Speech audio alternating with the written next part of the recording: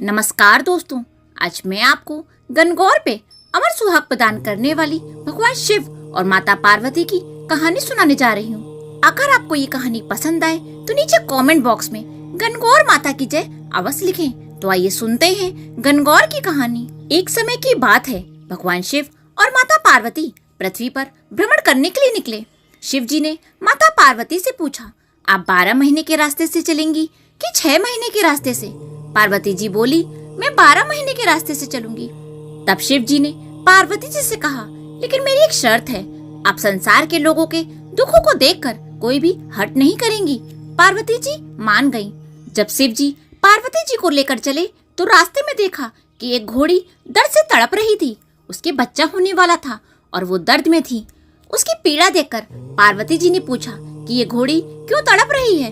तो शिव जी बोले कि ये माँ बनने वाली है। तब पार्वती जी बोली कि अगर माँ बनने में इतना कष्ट है तो आप मेरे तो गांठ लगा दो। शिव जी बोले, अभी आगे चलो। तभी रास्ते में एक राजा का राज आया। वहाँ दूर दूर तक शांति और उदासी फैली थी। उनकी उदासी देखकर पार्वती जी ने पूछा कि यहाँ सब लोग उदास क्यों हैं? तब गांव के लोग बोले कि हमारे नगर की रानी माँ बनने वाली है और कष्ट में है, इसलिए हमारे गांव में उदासी छाई है। तब पार्वती जी फिर से शिव जी से बोली कि अगर माँ बनने में इतना कष्ट है तो आप मेरे तो गांठ ही लगा दो। वो शिव जी के पीछे पड़ गईं, पर शिव जी ये कहकर आगे बढ़ गए कि यदि एक बार गांठ लग गई तो दोबारा नहीं खुल सकती। जब वो दोनों फिर से आगे बढ़े तो देखा कि रास्ते में एक गाय कष्टा रही थी। उसकी पीड़ा को देखकर पार्वती जी फिर वही बोली कि अगर माँ बनने में इतना कष्ट है तो आप मेरे तो गांठ ही लगा दो। पार्वती जी हट करने लगी तो शिव जी ने पार्वती जी के गांठ लगा दी। अब वो दोनों आगे बढ़े तो एक गांव में पहुंच गए। उस दिन गणगौर का व्रत था। बगीचे में गांव की औरतें गणगौर का पूजन कर रही थीं। वो पार्वती जी को देखकर उनके पास आ गईं और उनका पूजन करने लगी।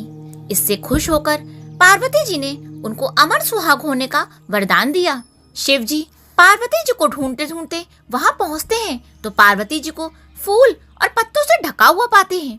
शिव जी जब पार्वती जी को वहां से निकाल रहे होते हैं कि इतने में ही वहां कुछ और ब्राह्मण औरतें आती हैं जो पकवान बनाकर 16 श्रृंगार करके आती हैं। वो भी पार्वती जी को देखकर उनकी पूजा करने लगती हैं। पार्वती जी उनसे भी खुश हो जाती हैं, परंतु जब सुहाग देने की बारी आती है तब शिव जी पार्वती जी से पूछते हैं, अब आप इन्हें सुहाग कैसे बांटेंगी?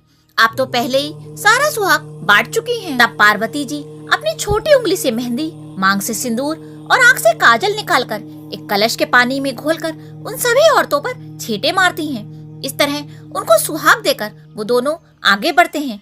इस प्रकार चलते चलते वो दोनों पार्वती जी के पीहर पहुंचते हैं। वहाँ सब उनकी खूब आवभगत करते हैं। खूब पकवान बनाए जाते हैं। जो भी खाना बनता वो सब शिव जी खा जाते।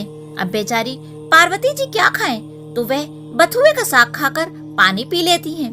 दोपहर में जब वो दोनों विश्राम करते हैं तब शिव जी पार्वती जी से पूछते हैं कि आपने क्या खाया?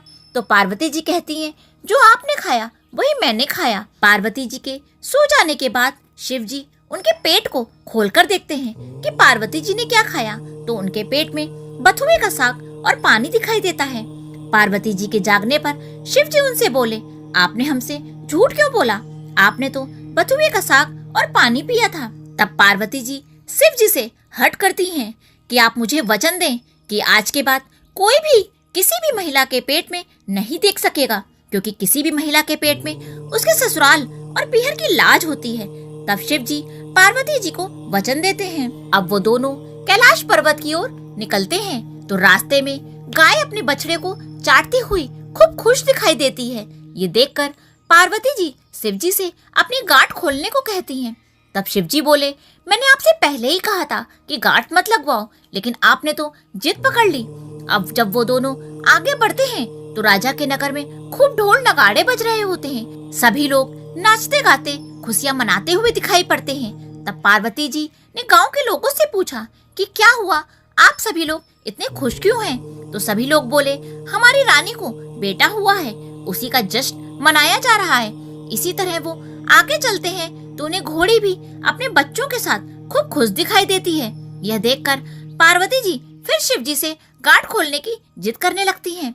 तो शिव जी कहते हैं, मैंने आपसे पहले ही कहा था कि गांठ मत लगवाओ, यहाँ मृत्यु लोक में हर चीज आपको लुभाएगी, लेकिन आप नहीं मानी। पार्वती जी के फिर से हट करने पर शिव जी पार्वती जी की गांठ खोल देते हैं और वो दोनों कैलाश पर्वत पर पहुंच जाते हैं। हे भोलेनाथ, जैसे पहले माता पार्वती की गांठ लगाई वैसे किसी की भी मत लगाना।